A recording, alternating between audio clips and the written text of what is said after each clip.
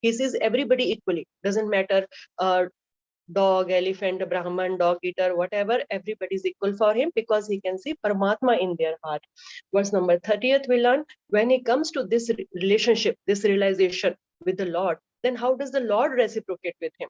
So then the Lord is always in the vision of the yogi, and the yogi can see Paramatma everywhere. And Prabhupada, again, we see he gives Krishna conscious purport here.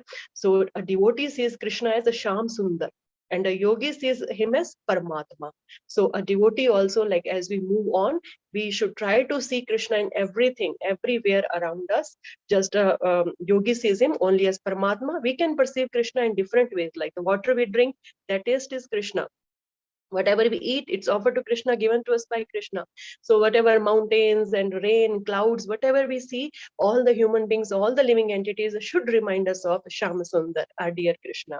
So eventually, then this yogi, very soon, when he starts seeing Paramatma in everybody's heart, very soon then he wants to render loving service to him. He's ready now to be elevated to the next step of the ladder, of the yoga ladder. Because he has realized Paramatma, he has developed love for him, and now he wants to express that love by serving the Lord. So in 31st verse, we saw finally he comes to the realization that there is no difference between Paramatma, that is super soul, and Krishna. So he starts realizing the Bhagwan feature also of the Lord. So because now he becomes Krishna conscious, he's having some connection with Krishna now. So Prabhupada in the purport, he says that there's no difference between a devotee and a perfect yogi, because both of them now are able to connect to Krishna. And a perfect yogi can also see now Krishna everywhere. I mean, he sees Paramatma, but he's realizing Krishna also, and he wants to serve Krishna like a devotee. In verse number 32, we saw, because now the yogi is able to see the Lord everywhere and in all the living entities, so he sees all living beings as equal, as part and parcel of the Supreme. There's no difference between anybody. Therefore, he shares their happiness and distress. Para dukha dukhi. If they are unhappy, then he becomes unhappy. If they are happy, he becomes happy. So he sees everybody as part of Krishna. He shares a relationship with everybody then, not just with Krishna, and he shares their emotions also. And in verse number, from verse number 33 to 36, then we come to the next section where Arjuna is rejecting the Ashtanga Yoga. He says how impractical it is. Arjuna, in spite of having so many qualities like being a direct friend of Krishna, first of all, then being a great warrior, and being present in Dwapar Yuga, and he had so many administrative qualities and so much knowledge, so much intelligence that he could understand Bhagavad Gita within an hour, and not only just understand, he could apply it also instantly. But still, Arjuna, he is saying that this is not practical. Krishna, how can we do that? In verse number 34, we see how Arjuna is saying that it is impossible for him. So if he's saying impossible, then how can it be possible for us? So Prabhupada is saying that for us, even one life is not sufficient for understanding Bhagavad Gita. So we don't have any comparison to Arjuna. And Ashtanga Yoga, then, it's really very impossible for us. And whatever institutes, whatever centers these days we have for yogas, meditations, so Prabhupada says they are just like, farce. It's not practical. It's not going to happen. So verse number 34, then Arjuna gives qualities of the mind, that how mind is very strong, it agitates so much, it's paramathi, it's balvat, it's a dradham, it's a very, what do you call that, determined to disturb us. So it's very impossible to control it. It's a very chanchalam. First of all, he says it's a chanchalam. It's very flickering. So many thoughts in one moment also. And then it's a paramathi that is very agitating. Balvat is like it's very strong. It is ruled by the three modes. The three modes are very strongly affecting it. So it affects our intelligence then. And dradham is it's a obstinate, very stubborn. So it's very difficult to pierce it. The mind is like an iron shield, and the intelligence is very fine, like the fine needle. So it's very difficult to pierce the hard iron shield with the help of a fine needle, that is intelligence. So Krishna, how can we control the mind? We have to control it with intelligence, but intelligence is too weak. So it's more difficult to control than even the raging wind. Not just is as difficult as controlling the raging wind, it's even more difficult. So we discuss how it's just not possible to control the raging wind during the cyclones and all. Whatever advancement our science has made, we cannot control the cyclones. We can predict them, we can take some steps, evacuation and all, but nobody can control the cyclone. So mind controlling is even more difficult than that. In verse number 35, again, Arjuna, after this conclusion of Arjuna that that Krishna, it's not possible, then Krishna replies, he accepts that asamshayam mahabaho, no doubt, oh mahabaho, great warrior, that it's very difficult to control the mind, mano dushkritam chalam. It's very difficult to control the mind. But then Krishna gives the solution in the next line, abhyasen tu kaunteya vairagyam chagrahate. So abhyas karo तो वैराग्य आएगा. What is that abhyas? What is that practice? Abhyas means practice. What do we have to be practice? We have to practice first of all hearing. It's the 9 process of our devotional service, starting with hearing. So abhyas of hearing is a very powerful method to control the mind. So hearing the holy names, hearing the philosophy, the pastimes of Krishna, then mind will be able to focus on those things or everything related to Krishna. And the more mind focuses on Krishna, the more one will develop then vairagya, renunciation, detachment from the material things. And then we can control the mind, because mind needs some engagement. It's just like a small child. We have to distract it. We have to distract it in a positive way. So by discharge of devotional service, then one feels transcendental satisfaction and the mind becomes detached from the material objects. Okay. And then we did a little bit in detail. I think Vijayalakshmi Mataji, you were not there. So this abhyas and all, like how practically Prabhupada has planned everything for us. How we read in Srimad Bhagavatam that Nashta Parayeshu Bhadreshu Nityam Bhagavata Sevaya. Nityam we have to do. Every day we have to do it. It's not that we do it one day and then, for 2 days we don't do, or we are doing it throughout the week and Sunday we take a holiday. No, it's not like that. This is a repeated practice. Then only our mind, our consciousness can be cleansed. We I think in the purport also.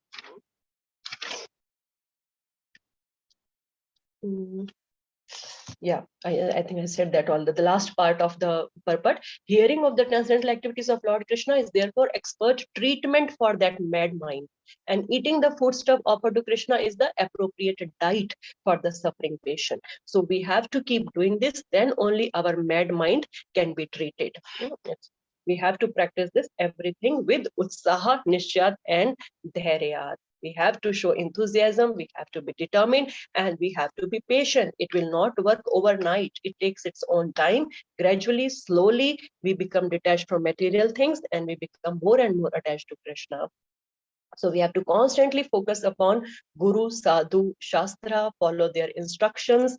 And even when the mind is alluring one in different ways, then all these instructions, what we are reading every day, what we are hearing every day, this will help us to bring the back mind to their instructions. So every day we have to do our reading, chanting, and all sadhana. So we'll move to verse number 36 today.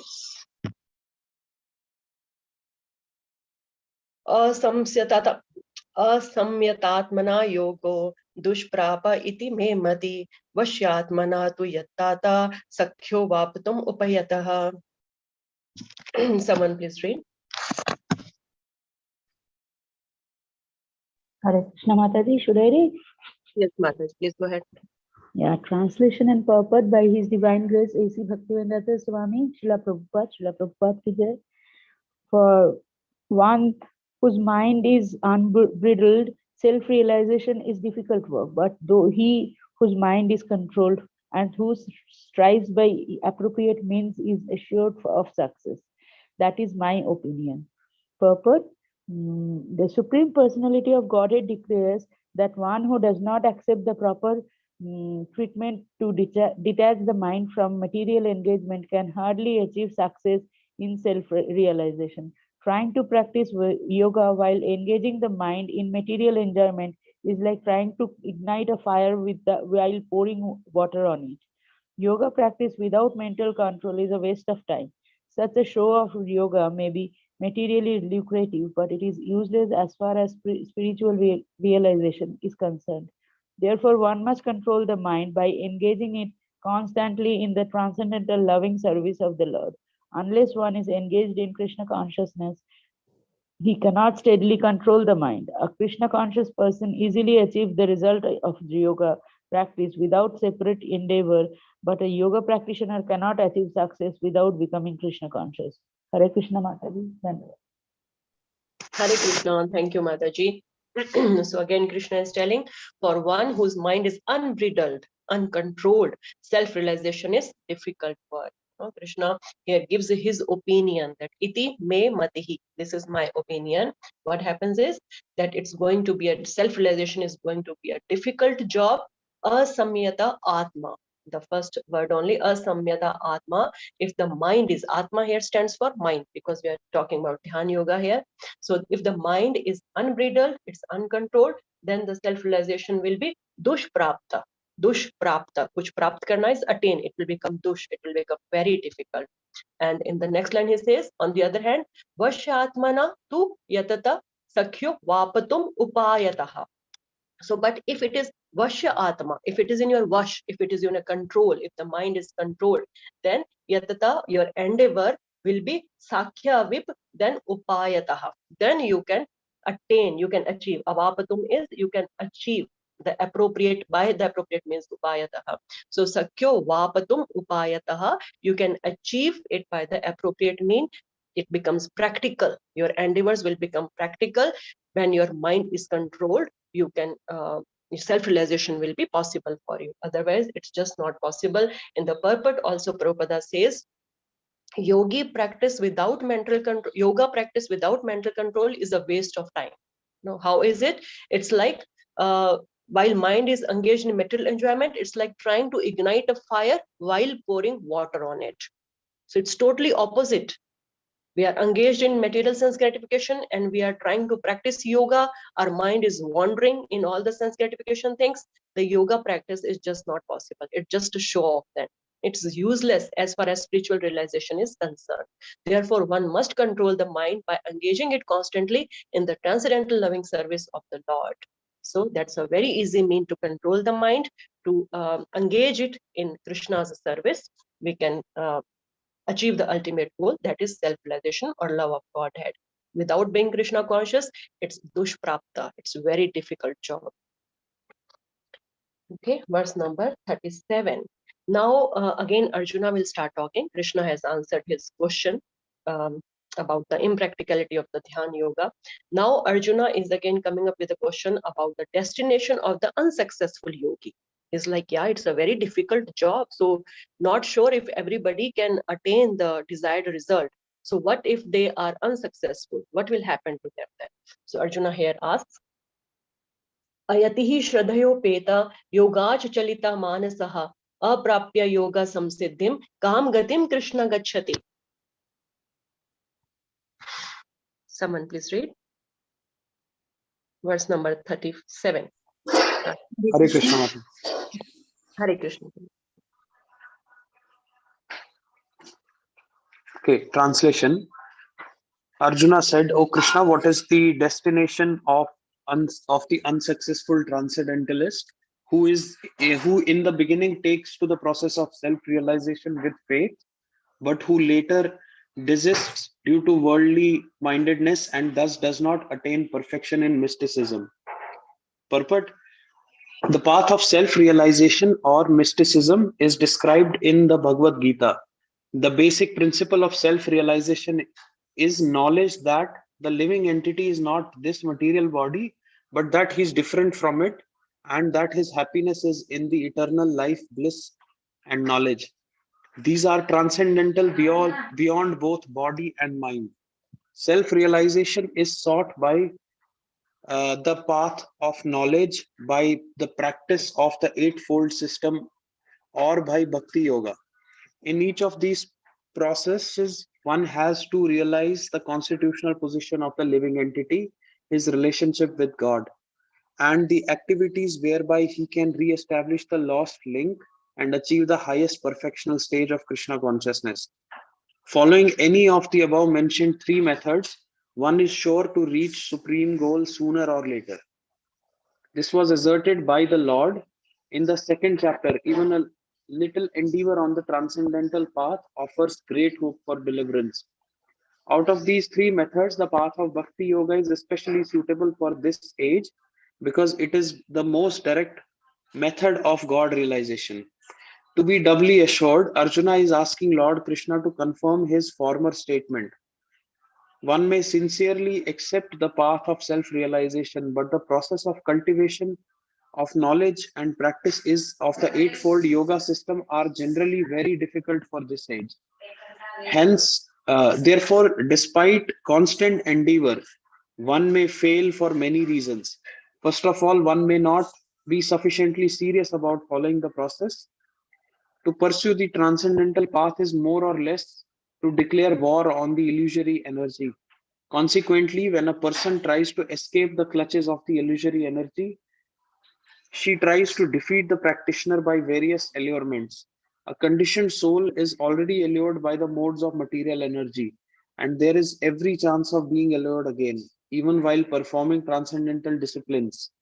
This is called yoga chalita manasaha, deviation from the transcendental path. Arjuna is inquisitive to know the results of the deviation from the path of self realization. Hare Krishna. Hare Krishna. Thank you, Prabhuji. So it's a very clear questions. Arjuna is putting here his doubt that what is the destination of the unsuccessful yogi? Kam gatim Krishna gachati. Where will they go? What gati? What destination will they attain then? So Arjuna has a doubt here that one begins the path with faith, Shraddhayo Peta, with some Shraddha he begins, but then he becomes deviated. Chalita Manasa, his mind becomes Chalita, it's deviated. Then it's aprapya yoga samsiddhyam. Then it becomes aprapya, difficult to attain. He fails to achieve the perfection. Then what is his destination? Kam gatim gachati. Then where will he go? So he began with the Shraddha, but on the way, Maya, the allurements are very strong. Mind can be deviated. Then what will happen to that person? In the purport, we see Prabhupada has mentioned here that following any of the above mentioned three methods. So Prabhupada is talking about the three methods, the three processes here, which are Jnana-yoga, Dhyāna-yoga, and Bhakti-yoga.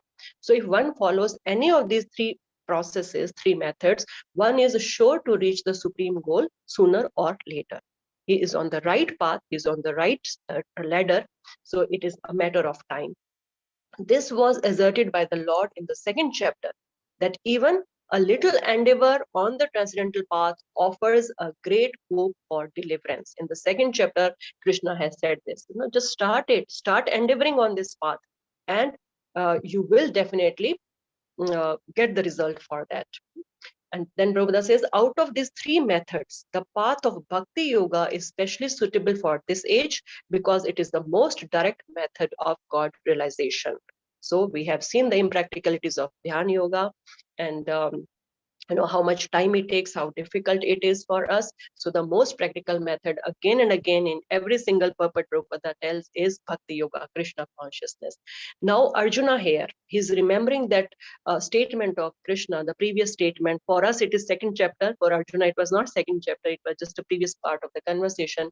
So he just wants to be doubly assured. So he's asking Lord Krishna to confirm his former statement that you had said that whatever little endeavor one makes on the transcendental path, there is a great hope for deliverance. So how will he be, delivered if his mind gets deviated on the way? And then Prabhupada again tells, for many reasons, despite constant endeavor, one may fail for many reasons. We are endeavoring. So first of all, what is the reason for failure? We are not sufficiently serious about the process. We are not sufficiently serious. We are not sincere. Though we are endeavoring, if we are not serious and sincere, our endeavor, our what we call that, the process following, it will slowly just go down. So we have to understand the seriousness of the human form of life, the seriousness of this, the miseries, the real miseries, birth, death, old age, and disease. Whatever good situation we are in, we see, no, it's not that bad. We are good here. But the real problems of life will still be faced by everybody here, whatever position, whatever place they are. Of course, it's not all good time for anybody, but these real problems are faced by everybody everywhere, whatever birth we take in whatever family. So we should not forget that no, it's not good here. It's a serious business. We have to be sincere. We have to finish it off now in this lifetime. And then second thing, the second reason for deviation, for fall down, is again a war against Maya. So Maya, as we have understood, it's a Durga. It's a she is the superintendent of the jail. We are in this prison, and if we are trying to escape from the prison, it's the job of the superintendent to see that we are, really qualified to get out of here. We should not escape from here in an unqualified state. So are we really purified? It will keep testing us. It will keep waging a war against us. So we have to be very strong by being in association of devotees, by being in association of Prabhupada's books. Then only we can maintain our seriousness, our sincerity, our utsaha, dhairya, nishchay, everything. Moving on to verse number 38.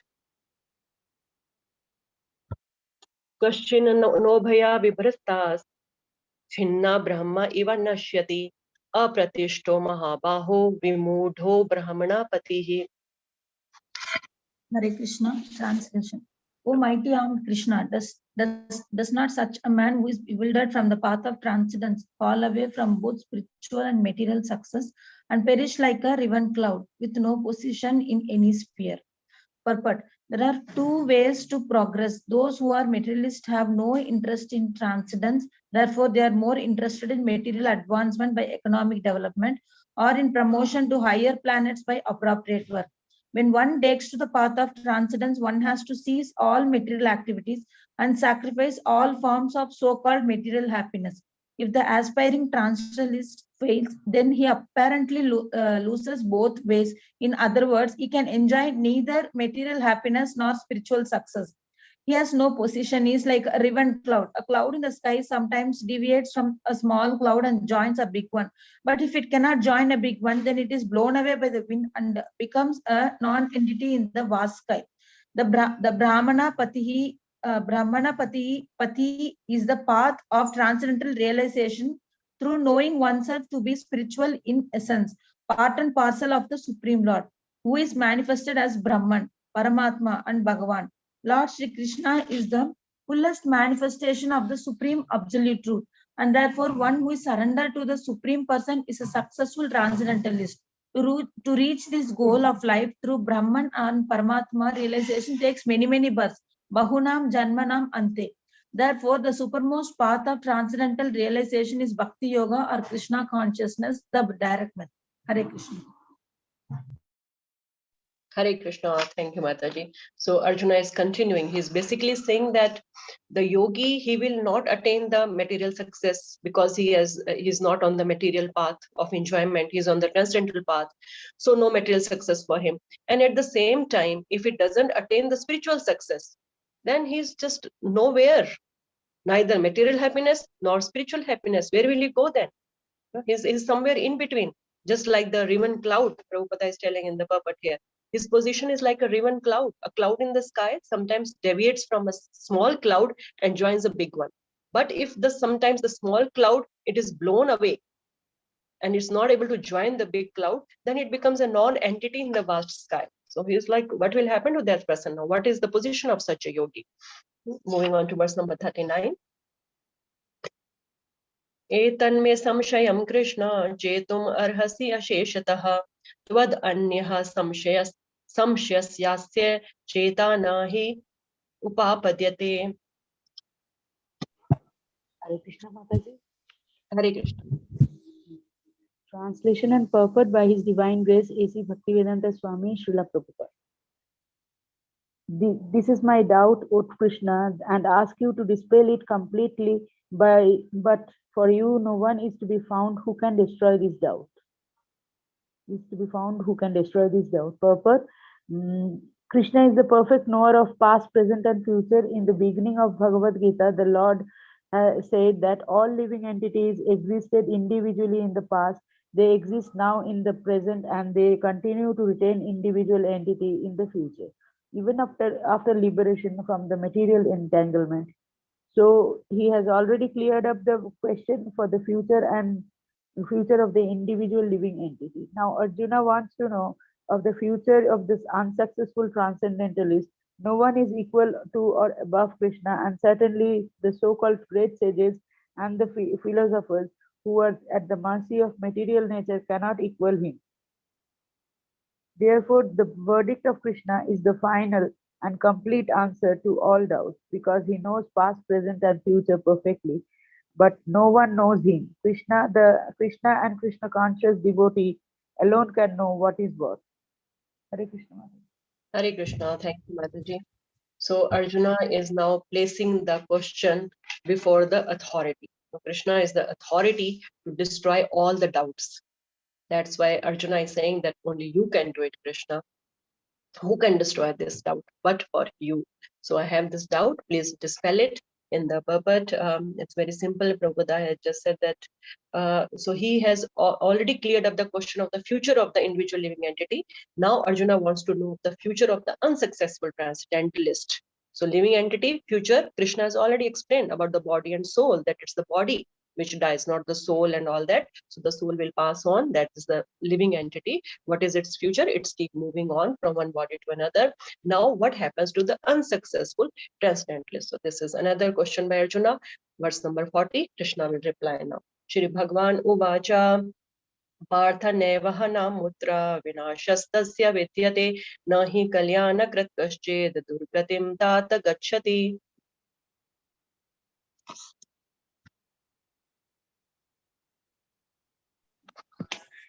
Hare Krishna. I'll read. Translation: the Supreme Personality of Godhead said,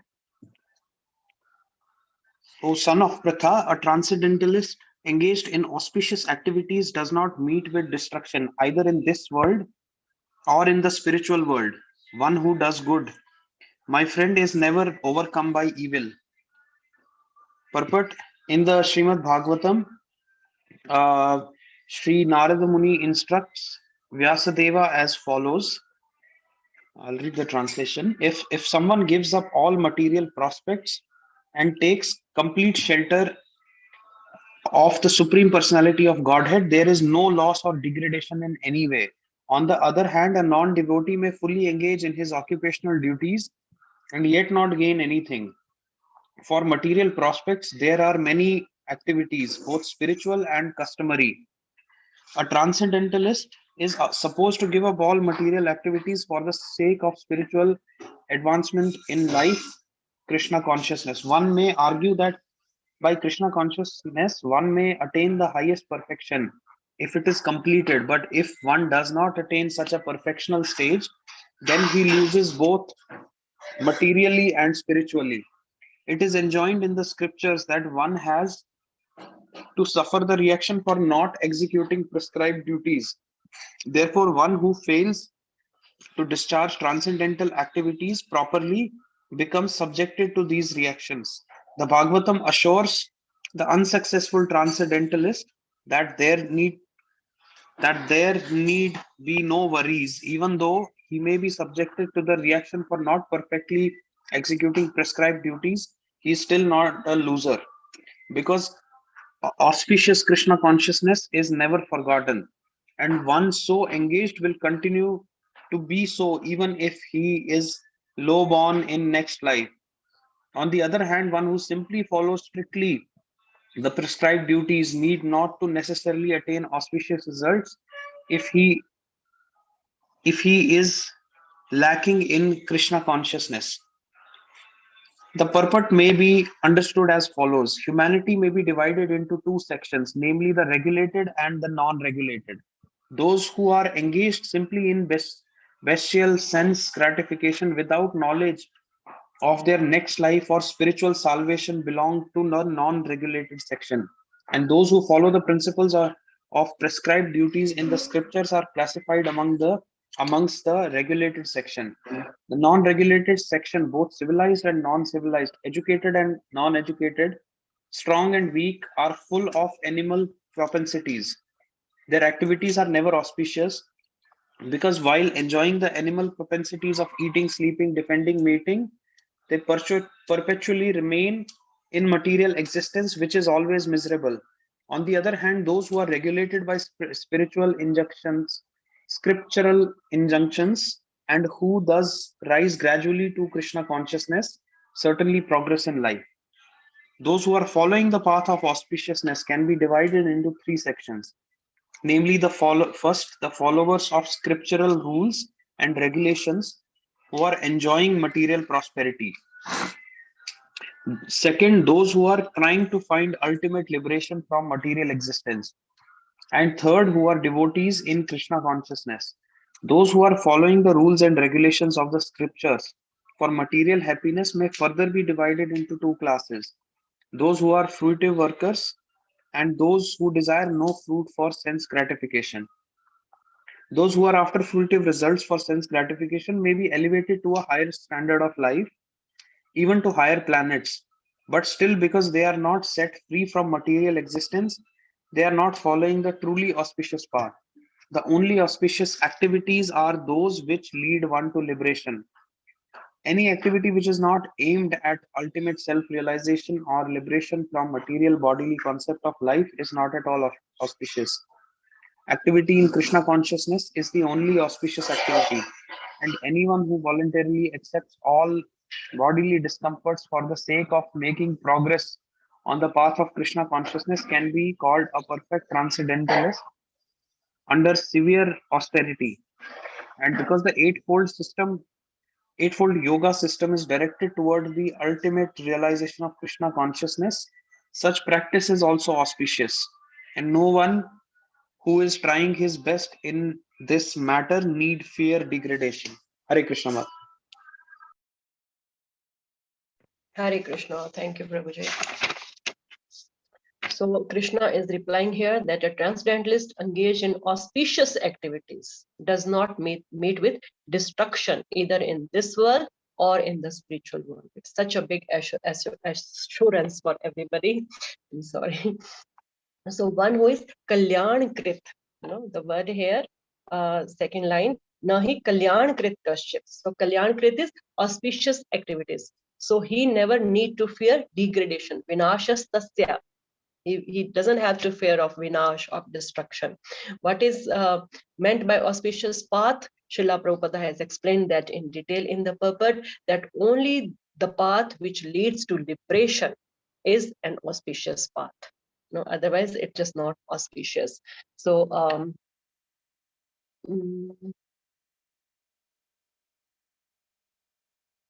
yeah, so in the beginning of the purport, Prabhupada is explaining about the materialist person and spiritual person. So material person is like who just one who simply follows strictly the prescribed duties need not necessarily attain auspicious results. So even though he's doing his duties, but from the material perspective only, no connection with God, no planning for the next life, he's not doing it for the pleasure of the Lord in any way, then it is just, it will not have any auspicious result if he's lacking in Krishna consciousness. On the other hand, even if he's not able to do his duties properly, but he's Krishna conscious, then it is all auspicious. Because auspicious Krishna consciousness is never forgotten, then he's not a loser. Even if he's not perfectly executing his prescribed duties, he will still not be a loser because he's always Krishna conscious. So we need to understand this, that some people say that we have to do this duty, that duty, that is more important. Okay, those duties, but who has prescribed those duties to us? We need to understand the connection with everything. How who are we? Again, we come to the same basic thing. Who are we, and how are everybody around us related to us, and where will we go after this life? So we have to think deeper and get connected to Krishna, and then serve everybody. What do you call that? We have to do all our duties then in relation to Krishna, then only it has some meaning. Otherwise it will just will not help us to get out of this miserable situation. Here Prabhupada is dividing in two sections, the humanity in two sections, regulated and non-regulated. So first of all, we understand between materialist and the spiritualist. Then we understand between regulated and non-regulated. Regulated are those who are just engaged in sense gratification without knowledge of their next life, without knowledge of any rules and regulations. They people are non-regulated section. And the people who are, so these non-regulated section, they can be civilized, they can be non-civilized, educated, non-educated, strong, weak, but their propensities are animalistic. And their activities can never be auspicious, even if they call themselves very educated and very civilized, but they don't even know about the scriptural rules and regulations, then nothing is auspicious on their way. They are engaged in all sort of sleeping, eating, defending, mating, but this is all miserable. The result will only be miserable. There is no auspiciousness on this path. And those who follow the path of auspiciousness, that means those who follow the rules and regulations, the second part of the humanity, they are in that, again, we have three categories. The followers of scriptural rules and regulations who are enjoying material prosperities. So these are like karam kandis. So the first section, who are non-regulated, they are like weak karmis, weak karmis who just want to do what they want to do. No rules and regulations for them. And then second is, better than that, they are karam kandis. They can go to the heavenly planets, but they still remain in the material world. Then the next is those who are trying to find ultimate liberation from material existence. So these are like, the Jnana-yogis or Dhyāna-yogis, that they want to get out of material existence, but they don't have the full realization of the Lord. And then the third one are the devotees in Krishna consciousness. So these are the bhaktas. So those who are following the rules and regulations of the scriptures, who are fruity workers, who have who desire no fruit for sense gratification. Okay, so these are the two classes. One is who have some desires, and to achieve those desires, they are following the rules and regulations. And the second is those who have no desire for, sense gratification. So these are the two sections. So the karam kandis, they, as we, understood that they can have a better result of the activity they are doing because they are following the scriptures. They are following Krishna in some way. Scriptures are not different from Krishna, but they are following it for their own benefit.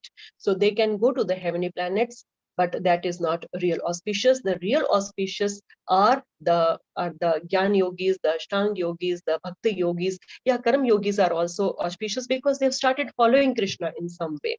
So they need not fear degradation, because even if they fall down, they get a superior destination.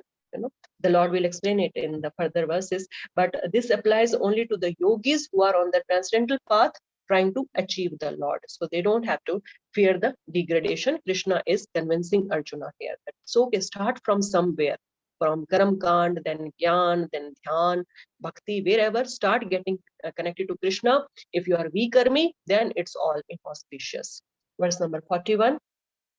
प्राप्य पुण्यकृतां लोकान् उषित्वा शाश्वती समः शुचीनां श्रीमतां गेहे योगाभ्रष्टो अभिजायते. Hare Krishna. Translation. The unsuccessful yogi, after many years of enjoyment on the planets of the pious living entities, is born into a family of righteous people or into a family of rich aristocracy.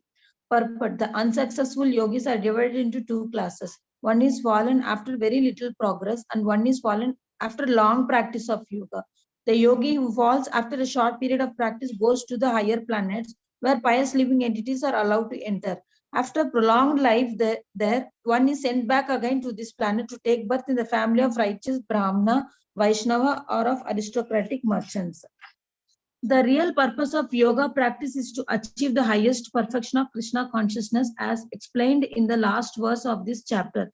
But those who do not persevere to such an extent and who fail because of material allurements are allowed by the grace of the Lord to make full utilization of their material propensities. And after that, they are given opportunities to live prosperous lives in righteous aristocratic families. Those who are born in such families may take advantage of the facilities and try to elevate themselves to full Krishna consciousness. Hare Krishna.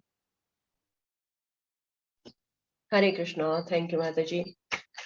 So the unsuccessful yogi, after many years of enjoyment, so what happens to him is, the yogi may fall down after a few years of practice because of material allurements, but since they have desires to enjoy, They have followed the rules and regulations, and they have desires to enjoy. They are elevated to the heavenly planets. They are allowed to enter the heavenly planets for long time. They can enjoy there. They can have all the enjoyments, and then they come back to take birth in a Brahman family or a rich aristocratic family. So now, reading this statement, many people have this question that this seems to be a good proposal. I practice a little bit now, whatever I'm doing in this lifetime, and then I go to heaven. I enjoy there for a very long time. I fulfill all my desires, and then I can come back here in a good family, in a rich aristocratic family, or in a family of righteous people, that means Brahmanas and all, and then I will continue. So, but isn't it a good proposal? What do you say? Can we do that? Mataji, the food, birth, death, and disease will be there every time we take birth. Hari Bol. Wonderful, Mataji. So that we already the real problems will still be there, even if we come in these good families or Brahmana or anything. And any other reason, Vijay Lakshmi Mataji, Chitresh Prabhu? Mataji, so like after now at least it's a this it is said like for a few years it's a golden period where devotional service will be practiced, and afterwards there will be degradation in the Kali Yuga. More and more it goes towards the end of Kali Yuga, the more and more degradation. So we cannot practice devotion also properly. So like when we go to the higher planets, so it is like equal to like some 40 years, the 40,000 years to the earth life. So it is like more after many years you'll again fall down to this earth planet. It's very difficult to practice bhakti yoga also during that time, during the end of the Kali Yuga. It's better to practice now and attend Krishna, I feel. Hari Bol. Wonderful, Mataji. That is also so true. So this is golden age of Mahaprabhu going on. It will be, for about 10,000 years now. So it will be over by the time we come back here. And then even if we take birth in Brahmana family or a rich family, it will be like a hell only. Doesn't make any difference. Chitresh Prabhu, you have got to say something? No, same thing. Like no matter how which higher planetary system we go, it's still material. So wherever it is material, it's not of eternal bliss. So the real happiness would be moving up from the material plane. Very good, Prabhuji. So you all are very clear with this. That is really wonderful. So we have to be, as I said earlier, that's Srila Bhaktivedanta Saraswati Thakur's quote, Prabhupada says that this is my Guru Maharaj quote, that finish the business in one lifetime. Don't take a chance. Don't take a chance. We should not be allured by, some outsider may say that Krishna himself is telling us this, why can't we do this? But we need to understand the seriousness of this business. We are into a very bad bargain, and we have to make the best use of it right now in this lifetime itself. If you go to heavenly planet, it's all enjoyment, and we will not remember Krishna. And if we go to hell, so much suffering that we are not able to remember Krishna. Mrityu Loka, this earthly planet, is the place where we have the best opportunity to remember Krishna. The situation is ideal for us. We can see we are like in a comfortable position, and we can also see the sufferings around us. We can understand the nature of the material world. So it's a very good opportunity for us to be in this Loka, in this human form of life, in this golden age of a Mahaprabhu. So we have to get rid of the real problems of life. Even if we take birth in a rich family, Brahmana family, as Mataji told, still we will have to go through birth, death, old age, and disease. So Jana, Mrityu, Jara, Vyadhi, they will still be undertaken by us, doesn't matter where we are. So therefore, even if Krishna is giving this allowance, this is like a safety net. That by chance, if something happens, you have this safety net. You can get another chance. But we should not take this chance only as our destination, as our goal. Even if Krishna is giving this, even if by chance, by fall down, okay, no loss, but that should not be our goal. Our goal should be to finish the business in this lifetime itself. That's it. Moving on to verse number 42. Hare Krishna, Mataji, I have a doubt, Mataji. So, Mataji, usually karma kand is because they have attachment to the material enjoyment, but they follow the rules and regulation of scripture. So, those only those fall in this category because Jnana yogis and Dhyana yogis, they detach themselves from the material enjoyment and they try to realize Brahmana Paramatma. So, is it only karma kand is like they go to higher planet because they practice a little and then they fall? Is it like that, Mataji? Yeah, Mataji. I mean, basically, of course, Karam Kandis are right on that path only. They're doing everything for achieving something, business transaction, for their enjoyment, they are doing it. So definitely they are there. And then for the other section, Gyan and Dhyan yogis, the mind can be allured, that is what we have been reading, that Maya is so strong. If, they lose the war against Maya, and then they again develop some desire to enjoy, that, oh no, I want to, we have so many examples like how so many sages, they get allured by the apsaras and all that. So though they were practicing it, but because mind is very difficult to be controlled, they may lose the track and they may develop the desire to enjoy. Then they also fall in this category. So unsuccessful yogis. Thank you, Mataji. Verse number 42. Okay.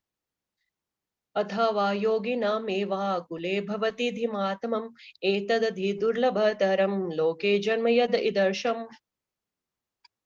Hare Krishna, Mataji. Hare Krishna. Translation and purport by His Divine Grace A.C. Bhaktivedanta Swami Srila Prabhupada.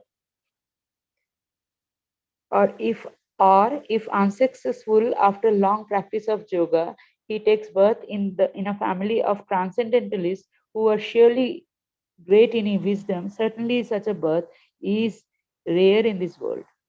Purport: birth in the family of yogis or transcendentalists, those with great wisdom, is praised herein because the child born in such a family receives a spiritual impetus from very beginning of his life. It is especially the case in the Acharya or Goswami families. Such families are very learned and devoted by tradition and training, and thus they become spiritual masters. In India, there are many such Acharya families, but they have now degenerated due to insufficient education and training. By the grace of Lord, there are still families that foster transcendentalist generation after generation. It is certainly very fortunate to take birth in such families. Fortunately, both our spiritual master, Om Vishnupada Sri Srimad Bhaktivedanta Saraswati Goswami Maharaj, and our humble self had the opportunity to take birth in such families. By the grace of the Lord, and both of us were trained in the devotional service of the Lord from very beginning of our lives. Later on, we made by the order of the transcendental system. Thank you, Mataji. Hare Krishna, Mataji. Hare Krishna, Mataji. Yeah, okay. So there, I think in the previous verse, for righteous people, by chance I said Brahmanas. So that righteous people is not Brahmanas. They are like the pious people. Okay. So first Krishna is telling that after many, if these yogis, after some practice, if they fall down, then after many years of enjoyment, many years of enjoyment, they take birth in the family of pious people, righteous people, or the family of like rich aristocrats.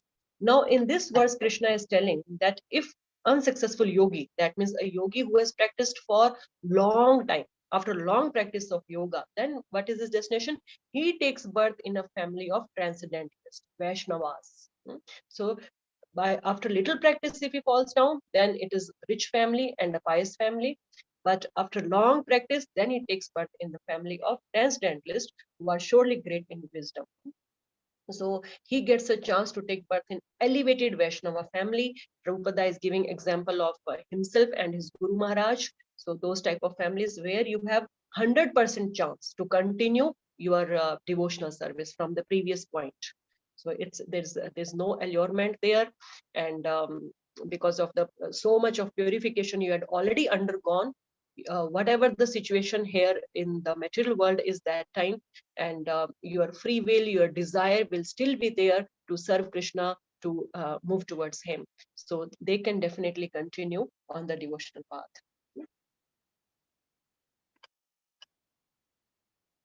Okay. Moving on to verse number 43. Now, what happens when it takes birth in such a family, Vaishnava family? Tatra tam buddhi samyogam labhate purva dehikam yatate sa tato bhuya samsiddhau kuru nandana. Hare Krishna. Translation: on taking such a birth, he revives the divine consciousness of his previous life, and again he again tries to make further progress in order to achieve complete success, O son of Kuru. Purport: King Bharata, who took his third birth in the family of a good Brahmana, is an example of good birth for revival of previous transcendental consciousness.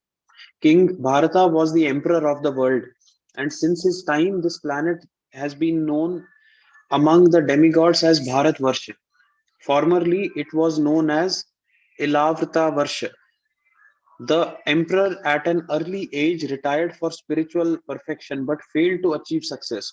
In his next life, he took birth in the family of good Brahmana and who was known as uh, Jada Bharata because he always remained secluded and did not talk to anyone. And later on, he was discovered as greatest transcendentalist by King Rahugana.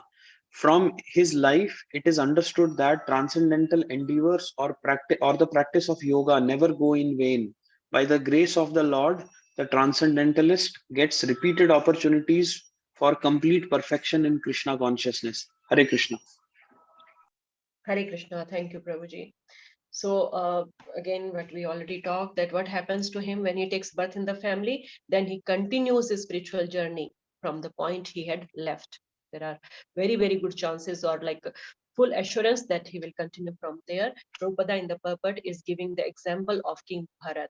So King Bharat, after whom this whole world was named Bharatvarsh. So he was a very great devotee. He practiced devotional service for many, many years.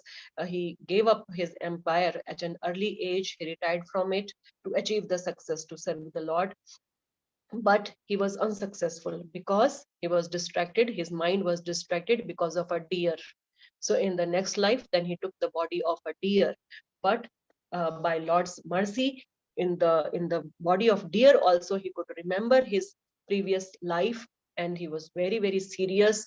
He would just stay away from the herd of other deers, and he would stay close to the transcendentalists and always try to remember Krishna. And after that dear life, he took the birth in a Brahmana family, in the family of transcendentalists, and he was known as a Jad Bharat. Jad Bharat because he was acting like a foolish mad person. So in the eyes of materialistic, he was a dumb, but he was really intelligent. He was dumb to the materialistic aspect of life, but spiritually he was really, really enlightened and elevated soul. So he was just not affected by the things around him. He didn't want to go for any material education or anything.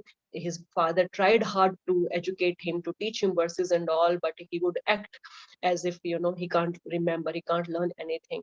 So people looked down upon him like that. But Jad Bharat, he always remembered Krishna, and he kept himself away from the materialistic activities. And then he was discovered as the greatest transcendentalist by King Rahugana. Jad Bharat, had a great body, huge body, very powerful and all. So King Rahugana's palanquin was to be carried, and the servants there, they needed one more person for support. So they called Jad Bharat. He was outside there in the fields, and when he was holding the palanquin of King Rahugana, he was not helping them carry it smoothly. He was jumping here and there. So King Rahugana was getting disturbed sitting in the palanquin. He was so disturbed at one point that he got out from the palanquin, and he just said all bad things to Jad Bharat. And Then Jad Bharat spoke, and he said that he was trying, why he was doing that, why he was hopping from one place to another, and he was not walking in a straight line. So he explained that there were ants, there were living entities on the ground. He was trying to avoid stepping on them. He cared for them because there is Paramatma in them. So when he spoke like this, King Rahugana was really moved, and he fell at his feet that, oh, you are some realized soul. I have created a great offense and all that. So it was discovered later on that he was such a great realized soul. So he was like that right from the birth. His father didn't have to teach him anything. He tried to teach him, but he ignored all those things because he had already crossed all those things. So that is the destination uh, of the devotees who have practiced for very, very long time, who have been very, very serious and sincere. But by chance they fall down like Bharat Maharaj. So they have full chance to carry on then. So it's already 9:01 now. We have 4, 5, 6, 7, only 4 verses left, but we will do it next time now. So any questions, any realizations, any takeaways, anything you want to add or share? Hare Krishna Mataji. I always have this fear, Mataji, whether I will, anytime I may fall down, I always pray that I should continue this. So one thing I take away from today's discussion from the verses, like we should be sincere and serious, Mataji. This I should always keep in mind that when I'm sincere and serious, and also the determination, these 3 things, I think I will continue the serving Krishna. This thing take away. Wonderful, Mataji. And it's good to have that fear, then only you'll be serious and sincere. So don't feel disheartened. That fear is very, very good. So we don't have to fall down. Anytime Maya can attack us, we don't have to be attacked. So that is a very good fear. But then how to overcome that fear? By being serious and sincere in our sadhana, by taking help of our Acharya, Guru, Sadhu, Shastra. Have to do that. Yeah. Anybody else? Hare Krishna Mataji. So, Kartikeya Prabhuji in one of his lectures was telling that even if we are serious, if we take another birth, we may take in a good Brahman family, but past life karma can, because maybe we are lacking in something, and we cannot practice Krishna consciousness. We wish to. So that fear is also because as we chant, our karmas are supposed to get erased. Yes, Mataji. So that is for the first level of yogis.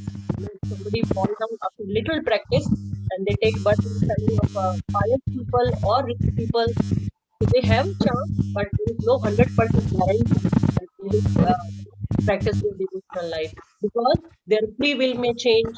All their sukrat they had collected, that may end. So now again they will have to collect all the sukrat. Then only by Lord mercy they will get on this path. Or their desires, they will be affected by the mood. They may not have a desire to practice devotional life. So all these things may happen. If somebody has practiced seriously for long, long time, devotional service, bhakti, then we have 100% chance to carry forward. Good, Mataji. Thanks for adding on. Yes, thank you. Anything? Chitresh Prabhu, you have to share something? This great learning that there is hope if transcendental service devotion is practiced sufficiently. So it's not lost, even if uh, after sufficient practice in this birth there is a failure in attaining liberation, but there is the failure is uh, really another chance, and like I was saying, there is hope. It is not lost, like you explained the story of King Bharata.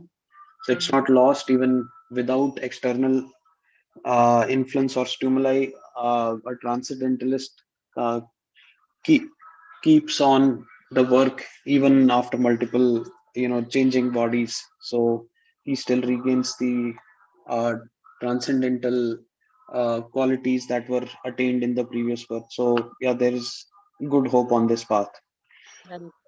Yes, Prabhuji, wonderful.